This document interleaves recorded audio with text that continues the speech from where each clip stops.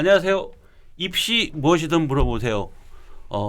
진행을 맡은 입시킬러 레옹입니다. 그리고 오늘 함께 진행을 도와주실 네, 국어 고등부 강사 이메림입니다. 오늘 한 분이 안 보이시죠? 네. 오늘 제가 센터입니다. 자리가 조금 바뀌었네요. 네네. 오늘 매주 이렇게 보이던 분이 안 보이고 이렇게 좀 큰 사람이 좀 나왔습니다. 뭐 개인적인 또 사정이 있으신데 이번 주 민호님이 안 나온 거에 대해서는 다음 주 아마 나오시게 되면 뭔가가 좀 달라져 있을 것 같아요. 몸 어딘가가. 그래서 그래서 저분이 이번 주에 못 나왔구나라는 것 같아서 좀 저도 궁금한데요. 네, 그래서 이게 또 다음 주 방송을 계속 보기 위한 또 하나의 또 작전인데 일단 오늘 민우님은 좀 사정이 생겨서 못 나와셔서 저희 둘이 오늘 이제 진행을 하도록 하겠습니다.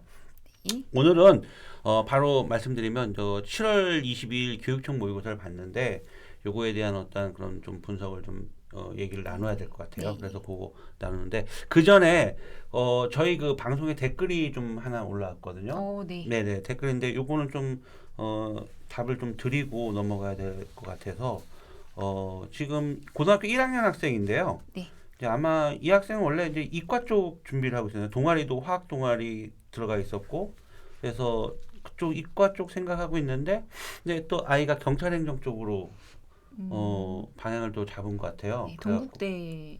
예, 경찰행정 많이 했는데 그래도 제일 탑이 지금 동국대 동국대죠. 경찰행정이거든요. 그래서 어머니께서 물어보신 건 이과생인데 경찰행정 지원하는데 좀 불리한가요? 이렇게 물려. 그래서 제가 마지막에 불리한가요? 그래서 경찰행정을 어떤 전형으로 갈 거냐에 따른 건데 이렇게 불리한가라고 물어봤을 때는 제가 볼 땐 종합전형을 말씀하시는 것 같아요. 왜냐하면 학교장 추천은 당연히 내신이 좋아야 되는 거고요. 그죠? 그다음에 논술 전형도 이게 경찰행정이 인문 파트에 속해 있거든요. 분야가 이과가 아니라 문과 쪽으로 되어 있어요. 그럼에도 불구하고요. 논술 전형은 문과 논술도 있고 이과 논술로도 뽑아요. 단 이제 문과 논술로 15명, 이과 논술로 5명을 뽑는다. 그러니까 그리고 이제 정시거든요. 나머지 전형은 뭐 대상이 잘 안 될 거예요. 거기는 뭐 사회배자라든지 사회배려자 이런 쪽이니까 불교 추천 전형이나 이런 거니까. 그러면 두드림하고 학교장 추천하고 논술하고 그다음에 정시예요. 그러면 정시는 수능을 가는 거니까 뭐 이과라도 지원할 수 있는 거고요. 그쵸. 그다음에 논술도 이과 논술이 있으니까 경찰행정 이과 논술이 있으니까 그것도 뭐 지원 가능한 거. 그다음에 학교장 추천은 내신이 좋아야 된다는 거죠. 그럼 내신이 안 좋으면 이것도 별 소득이 없는 거고. 그다음에 이제 두드림인데 이게 종합전형인데 그 얘기를 물어보시는 것 같아요. 이과생인데 불리한 건가? 왜냐면 이게 문과 계열로 되어 있거든요. 그런데 동국대 경찰행정학부를 보면요. 이게 학부고요. 학과를 보면 경찰학, 그다음에 산업보안학, 그다음에 범죄과학학과, 그다음에 교정학이 있는데 범죄보안이라든지 그다음에 산업보안이라든지 범죄과학과 이런 쪽은 약간 이과 쪽하고도 성격이 있어요. 산업보안 뭐 당연히 이건 컴퓨터하고 연관이 있을 거 아니에요. 네, 그죠? 그렇죠. 그다음에 범죄과학 같은 경우도 뭐 CSI 쪽하고도 조금 연관성이 있는 부분인 거고. 그래서 그렇게 꼭 뭐 두드림 그러니까 종합전형만 놓고 봤을 때 이과 성향을 가지고 이과 쪽으로 지원해서 방향만 본인이 내가 왜 경찰행정으로 가야 된다는 그런 방향만 정확하게 잡고 있다면 이과에도 크게 뭐 문제가 되지 않을 것 같아요. 가능성이 없지는 않다. 네네네. 그렇죠. 그다음에 이제 논술인데 논술로는 문과 논술을 15명 뽑고 이과 논술을 5명 뽑는데요. 제가 2019학년도 어머님들 한번 찾아보세요.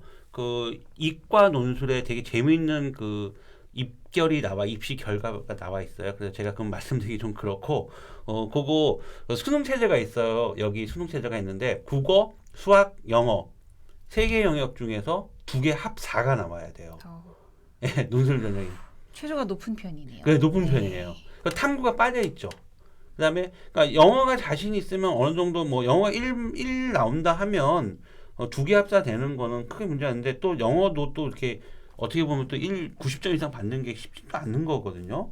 그래서 어쨌든 이 수능 최저가 존재하는 논술 전형이 있기 때문에 아무래도 좀 요거는 수능 최저가 좀 관건이 될 수 있다라는 걸 말씀드리고 제가 왜 2019학년도에 동국대 경찰행정 논술 전형으로 지원한 이과 논술 결과표를 한번 보시면 수능 최저를 적용했을 때 실제 합격률 경쟁률이 깜짝 놀라실 경쟁률이 거기 있으시니까 한번 보세요. 네. 그렇게 찾아보시면 될 것 같습니다. 그래서 저는 이과생이라도 경찰행정 지원하는 데는 크게 뭐 불리하거나 뭐 이런 부분은 크게 없다고 좀 생각하고 있습니다.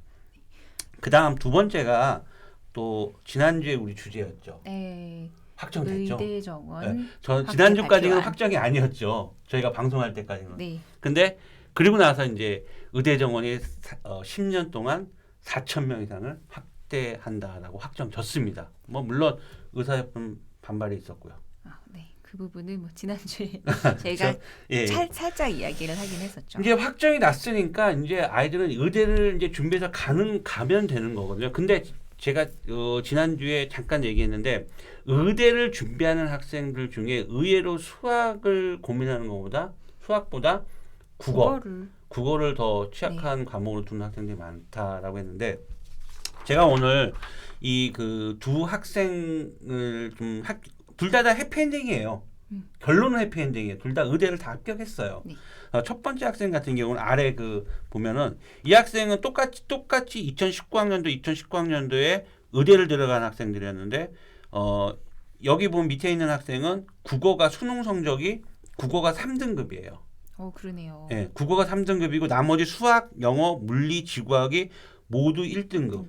자, 이 상황으로 봤을 때 3111이었을 때 이 상황으로 봤을 때 인하대 의대는 정시로 가기 힘듭니다. 근데 다행히 이 학생은 수시로 갔어요. 갔네요. 예, 학생부 교과전형 수시로 갔는데 인하대 교과전형 수능 최저학력 기준이 3개 영역 모두 1등급이라는 거죠. 와. 여기서 이 하나만 있었으면 그러니까 국어는 완전히 뺐잖아요. 국어는 3인가 빠진 거죠. 네. 그죠? 근데 신기한 건 이 학생이 6월 평가원까지도 국어가 자신 있다고 그랬었어요. 근데 수능에 이렇게 나오는 거예요. 그래서 정말 이 학생은 정말 다행이지만 3개 영역 모두 1등급이 나와서 수능 최저를 맞춰서 인하대를 의대를 학생부 교과전을 합격한 사례인 거. 근데 이 학생 보시면 알지만 수학, 영어, 물리, 지학 모두 1인데 국어가 3등급 나왔다는 거. 너무 어떻게 보면 안타까운 네. 상황이라고. 그러니까 제가 말씀한 게 맞잖아요. 이과생들 의외로 왜냐하면 자꾸 제가 이과생이라는데 전부 이과생 전체를 얘기하면 제가 좀 이과생 중에서 국어 잘하는 애들 많아요. 제가 의예과를 준비하는 의대를 학생들, 준비하는 예, 친구들, 의대 준비하는 학생들 의외로 기준으로. 예. 왜냐하면 워낙에 이 아이들이 어렸을 때부터 과거 영재고를 준비하다 과거 영재 안 가고 의과 쪽으로 방향을 트는 학생들이 많거든요. 그러다 보니까 수학 과학은 빠삭해요 대부분. 그러다 보니까 국어 공부를 공부하는 시점 놓친 경우가 많거든요. 그렇죠. 근데 국어라는 게 뭐 혜림 고등학생 지금 가르치고 계시지만 고등학교 들어가서 이게 뭐 성적이 쑥쑥쑥쑥 오르는 그런 과목은 아니잖아요. 네, 좀 계단식이라고 볼 수 있죠. 그죠. 올라가는데 시간이 조금 걸리지만 한 번 올라가면은 어느 정도 도달을 하면은 유지가 어렵지는 않습니다. 자, 두 번째 학생을 보면 이 학생은요. 정시에 간 학생이에요. 정시에 간 학생이거든요. 정시 성적. 예, 정시 성적인데요. 자, 국어 1등급, 수학 1등급, 영어가 2등급 나왔고요. 물리가 2등급 나왔어요. 자, 이 학생 신기한 거 보세요. 의대 갔죠. 근데 수능 성적 과탐 선택 과목 보세요. 물리하고 화학이에요. 생명 없어요. 그러니까 물리가 자신 있다 생각했었는데 안타깝게 국어 1등급, 수학 1등급인데 영어가 2등급, 물리가 2등급, 화학이 1등급. 그런데 제가 이 학생을 어디에 합격시켰냐? 정시로 고려대 의예과하고 중앙대 의예과까지 합격시켰어요. 2개 대학을 제가 다 합격시켰어요. 근데 이 학생이 이 어머니께서 다른데 막 컨설팅을 받고 오신 거예요. 근데 인서울은 힘들다라고 딴 데서 그렇게 얘기를 들었대요. 그러니까 당연하죠. 왜냐하면 의대 가는 학생이 수능 성적표에 정시에 2등급이 2개나 꽂혀 있으니까 이거 당연히 안 된다. 그래서 저도 얼핏 봤을 때 이거 정시 서울 인서울 의대 힘들겠네라고 이렇게 딱 봤는데 국어가 1등급인데 만점이고 표점이 와, 150점이 150점이네요. 예, 2019에 국어가 불수능이었잖아요. 굉장히 어려웠죠. 그러니까 이 커버가 되는 거야. 이렇게 국어를 잘하면 또 영어든 탐구든 이가 두 개가 있어도 이렇게 정시에 고려대 의대하고 중앙대 의대를 합격시킬 수 있다라는 거를 제가 말씀드렸고 의대 학생들이 국어가 이만큼 우리가 알고 있는 수학 과학이 중요하지 않냐. 그건 표면상인 거고. 그렇죠. 수학 과학을 잘하는 친구들이 의대를 준비를 하게 될 테니까요. 그렇죠. 근데 네. 실질적으로 아이들이 힘들어하는 과목은 국어였다. 어렵다. 그래서 두 학생의 사례를 들어서 저는 이런 사례가 많아요. 그래서 언제든지 어머님들 오시면 제가 이런 사례를 보여드려서 준비할 수 있도록 하고 그래서 제가 지난주에 설명이 좀 부족해서 오늘 좀 부연 설명을 드리니까 국어 네. 과목이 왜 중요한지에 대한 부분 그리고 광고 하나 좀 할게요. PD님 제가 광고 하나 해도 되죠? 저희 7월 30일 우리 그 온라인 설명 얼마 전에 했었잖아요. 네. 그래서 지금 확정 발표가 돼갖고 제가 그 일산에 있는데 일산에서 7월 30일 오전 11시에 중학생들을 위한 의대 설명회를 제가 진행을 하거든요. 그래서 혹시 일산에 이 방송 들으시면서 일산에 계신 중학교 학부모님들 계시면 제가 요 아래 자막으로도 이 전화번호를 제가 넣을게요. 요 아래에다가 전화번호를 넣어서 아니면 우리 교육진단 폰이 있잖아요. 그거 아니면 내가 댓글에다가 그 글을 올려놓을게요. 전화번호가 안 들어가면 그래서 관심 있으신 분들은 7월 30일 7월 30일 오전 11시 일산에서 7월 30일 목요일 오전 11시 일산에서 제가 중학생들을 위한 의대 합격 설명회를 진행하도록 하겠습니다. 자, 오늘 혜림쌤 네. 7월 22일 날 인천시 교육청 모의고사가 진행됐습니다. 네, 화요일에 근데 진행했던 모의고사가 있었죠. 야, 이거 예상 등급이 이거 심상치 않아요. 이거 지금 국어가 지금 86. 네, 85, 86 예. 정도로 예상이 되고 있고 1등급 컷이요. 예, 그다음에 수학 가가 84. 아, 수학 나가 76. 그다음에 제가 이제 1등급 컷이요. 사탐 과탐만 얘기하면 네. 물리가 44, 화학이 43, 생명이 44, 지구과학 역시 PD님 제 말이 맞죠? 제 말이 맞죠? 지구과학 또 어려웠어요. 지금 40이에요. 자, 그런데 제가 여러 영역 선생님들한테 여기 오기 전에 다 여쭤봤어요. 수학 선생님한테 어렵게 냈냐? 문제가 어렵게 냈는데 조금 어렵다라고 하긴 해요. 그런데 이 정도까지는 아닐 거다. 아이들이 정상적으로 풀었으면. 그리고 과학 선생님들도 그랬고요. 조금 어려운데 아이들이 정상적으로 풀면 이 정도 등급은 안 나온다. 제가 오늘 여기 와서 여쭤보려고요. 혜림 쌤한테. 네. 국어는 어땠습니까? 어떻게 나온 거예요? 국어도 제가 시험지를 보고 문제를 봤을 때 사실 가장 최근에 봤던 게 6월 평가원 모평이었잖아요. 네. 그랑 비교했을 때는 당연히 물론 어려웠습니다. 어려웠던 게 사실이고 제가 또 찾아봤더니 우선은 이번에 7월 이전 교육청에서 시행했던 전국 연합 학력 평가를 많은 학교들에서 안 친 고3들도 많이 있더라고요. 있을 거예요. 그리고 작년 7월 모의고사의 국어 등급 컷도 86점이더라고요. 네. 7월 모의고사에서는 일단 첫 번째로 국어는 또 컨디션 싸움이 크기도 하고 집중력 그렇죠. 싸움이 크기도 하기 때문에 기본적으로 7월 모의고사에서는 전력을 다하지 않는 것도 있습니다. 근데 실질적으로 이 국어과의 난이도를 기준으로 본다고 하면 2020년 수능도 어려운 편이었죠. 그런데 2020년 수능보다도 어려웠습니다. 그래서 제가 보기에는 이 국어 모의고사를 보고 조금 이 난항을 겪은 친구들이 컨디션 난조를 겪고 그 다음 시험부터 좀 포기를 한 게 아닌가. 7월 모의고사인데 뭐 그렇게 중요한 것도 아닌데 뭐 하면서 국어에서 한 대 맞고 약간 KO 선언을 한 게 아닌가라는 생각이 들더라고요. 그래서 네. 이 국어가 그래서 국어가 중요하다는 거. 저는 맞아요. 그래서 국어 성적 당장 뭐 표점 등급 이게 문제가 아니라 네. 아이가 수능 보는 그 당일 아침에 1교시가 국어라는 거예요. 그렇죠. 그러니까 이게 1교시 국어가 멘붕이 오면 그 다음 과목들은 정말 여실히 보여준 것 같아요. 여실히 보여주고 있죠. 예, 지금 요 7월 20일 교육청 모의고사 사실 수능과는 많이 좀 이렇게 차이는 있어요. 아무래도 문제 자체가 평가원에서 만드는 모의고사가 아니고 인천시 교육청에서 만드는 문제다 보니까 아무래도 이제 문제의 질이나 방향성이나 이런 부분들은 조금 이제 차이는 있어요. 그러다 보니까 아이들 자체가 너무 긴장을 안 하고 본 거 아니냐. 근데 지금 올해 고3이 이러면 안 되는 거 아닌가요? 왜냐하면 3, 4월 교육청도 제때 못 받고 6월 교육청 제대로 본 건 6월 교육청 평가원 모의고사 평가원 하는데 모의고사였죠. 지금 7월 교육청 모의고사도 조금 평가원이라 생각을 하고 정신 차리고 봤어야 되는데 이거 이러면 제가 볼 때는 분명히 이 9월 평가원 모의고사에 대해서도 또 걱정스럽긴 걱정이 하네요. 굉장히 큽니다. 이거 왜냐하면 지금 아이들 자체가 지금 저희도 지금 고3이 있고 재수생도 있고 제가 조만간에 또 그 모 기숙학원에 가서 인터뷰할 학생이 있는데 이 재수생인데 6월 평가원 모의고사가 만점이 나왔대요.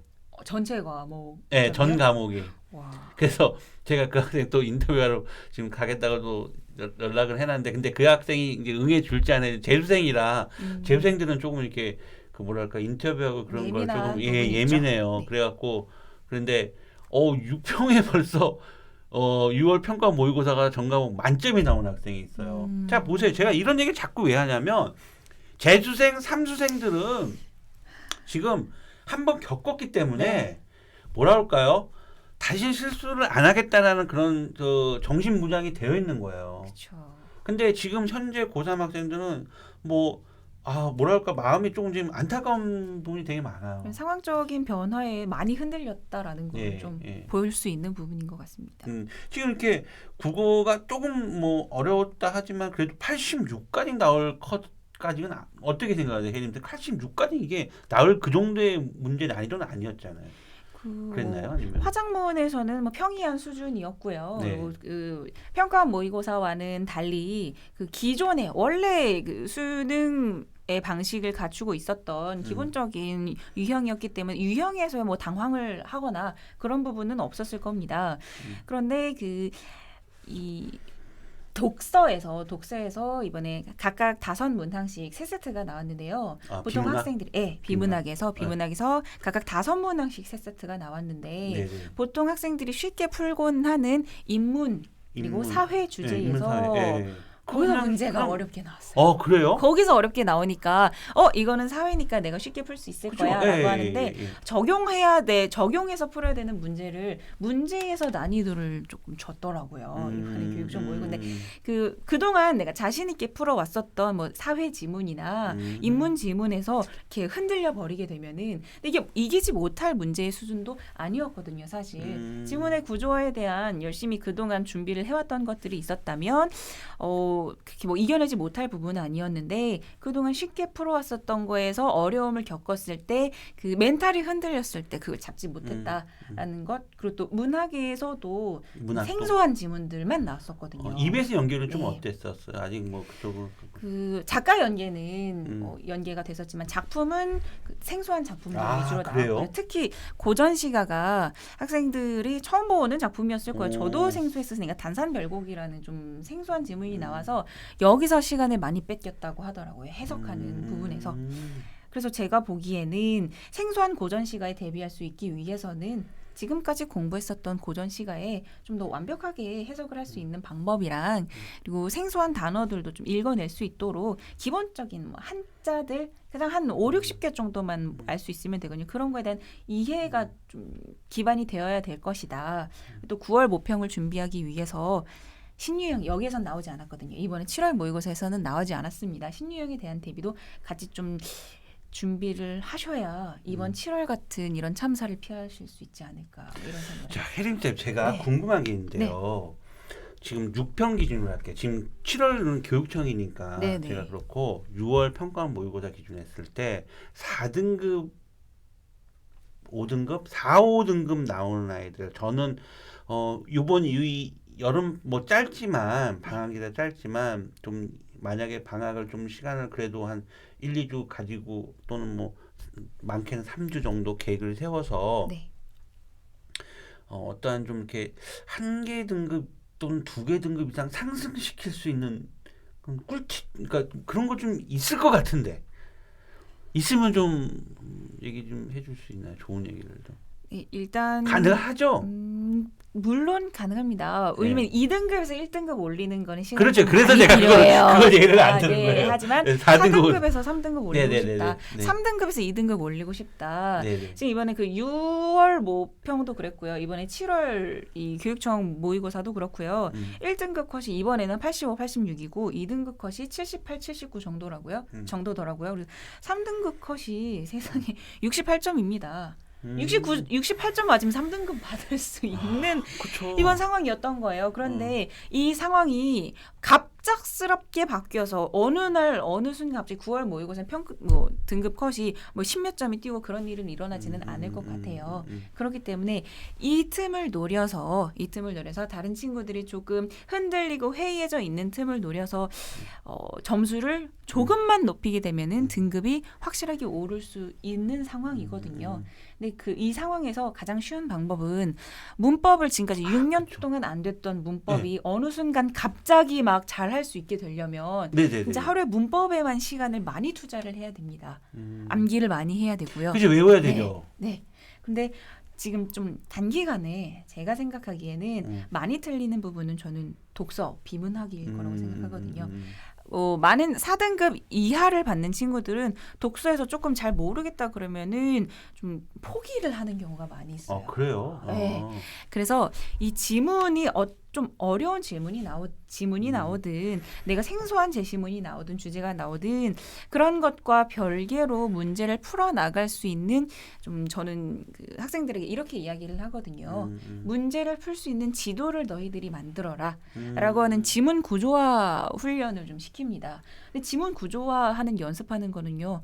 하루에도 할 수 있어요. 그래요? 네, 하루에도 할 수 있어요. 근데 물론 그거를 꾸준한 훈련을 통해서 그게 어느 정도 속도가 줄어드느냐가 관건이기 때문에 저는 여러분들이 비문학에서 포기하는 거를 좀 이제 그만하시고 어려운 제시문 내가 그동안 나는 독서는 못해 문학이랑 뭐 화작이나 이런 데서 조금 점수를 얻을 거야 라고 생각하셨던 분들은 지문을 구조화하는 방법에 대한 좀 연습과 훈련과 그런 강의들을 좀 들으시면 좋을 것 같아요. 선생님 현재 고등학교 1학년 수업은 안 하시죠? 지금은 제가 고등학교 2학년 위주로 진행을 하고 있습니다. 내년에는요? 3학년 수업을 하실 거잖아. 아마도 그렇게 그럼 제 되겠죠. 딸은 언제 가르칠 거예요? 저 딸은 지금 고등학교 1학년인데서 혜리쌤한테 무조건 보낼 건데, 혜리쌤한테 무조건 보낼 건데, 그러면 도대체 제 딸은 언제 가르치냐고요? 타이밍이 조금 안 네? 맞네요. 저는 여기 청취자 여러분, 저는 제 딸은 무조건 우리 혜린쌤한테 믿고 맡길 겁니다. 네. 지금 현재 고등학교 1학년인데요. 전 2학년 되면 그래서 2학년 주로 가르치신 줄 알고 네. 그러면 현재 2학년들은 또 3학년 때 이렇게 끌고 올라 가르치실 건가요? 지금 예상은 그렇고 확실하게는 또 나중에 또 말씀을 드릴 것 같아요. 그러니까 저도 학부모잖아요. 지금 고등학생 딸을 둔 학부모인데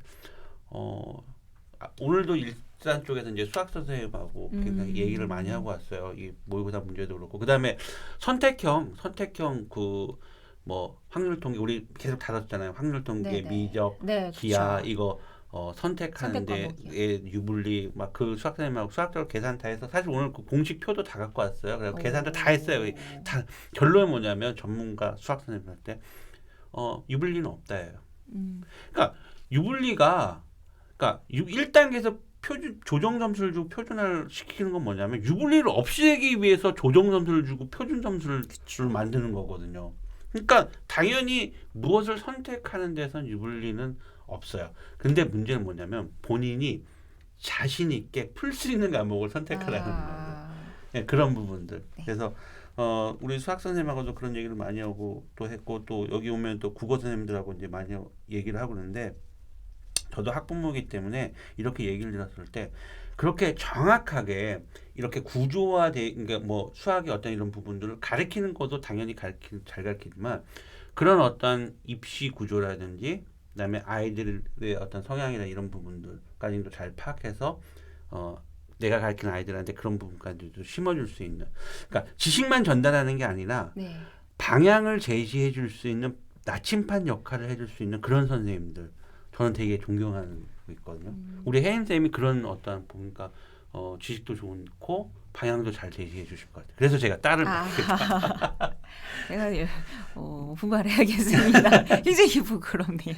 그냥 아들이었으면 아마 안 맡겼을 거예요. 선생님 너무 이쁘셔갖고 이놈이 또 선생님 얼굴만 쳐다보고 있을까 본데. 이럴 때 민우님이 계셔서 이렇게 좀 조정을 해주셔야 되는데 지금 얼굴이 빨개지고 있습니다. 그다음에 이제 탐구 얘기 잠깐만 하면요. 네. 물리화학, 생명, 지구화학인데 자 아마 아이들이 과탐 쪽 특히 이과 학생들 과탐 쪽 지금 보통 아이들이 많이 신경 못 쓸 거예요. 자 물리나 화학이나 생명이나 지구화학은 수능 때 가잖아요. 문제 어렵지 않아요. 절대 안 어려워요.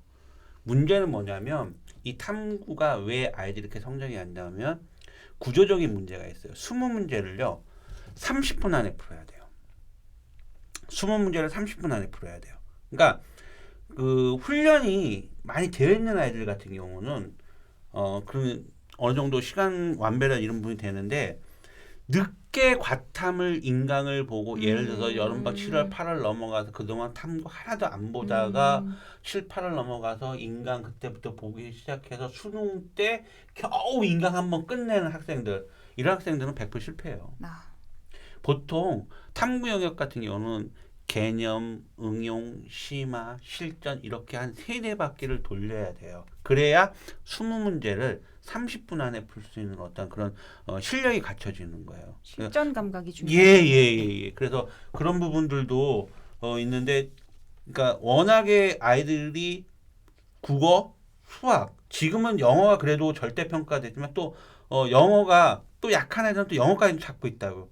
탐구 영역 같은 경우는 천천히 나중에 해도 된다. 그런 인식들이 많이 박혀 있어갖고 그러다 보니까 7월 이후 8월 이후 막 인간보다 그러다 보니까 아이들이 좀 실전 감각이라든지 이런 부분들이 많이 부족하다 보니까 실수하는 경우도 많이 있고요. 그다음에 아무래도 4교시다 보니까 이 굉장히 이 시험지가 겹치거나 이렇게 같이 올라 있으면 또 긴장되거든요. 여기서 네. 부정회의로 또 될 수 있기 때문에 신경을 많이 써야 되는 부분이고 그러다 보니까 이제 아이들이 좀 이 부분에서도 시간은 또 막 아침부터 하다 보니까 또 집중력 떨어지고 그래서 항상 연습을 탐구 영역은 꾸준히 계속해서 자기가 2개 볼 과목을 정해갖고 연습하고 트레이닝하는 어떤 그런 훈련 실전감을 익히는 그런 부분들이 굉장히 중요한 것 같아요. 너무 나중에 이과생들 나중에 보세요.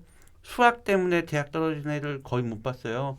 전부 과탐 때문에 왜냐하면 정시로 간 표점이 수학보다 과탐이 높아요.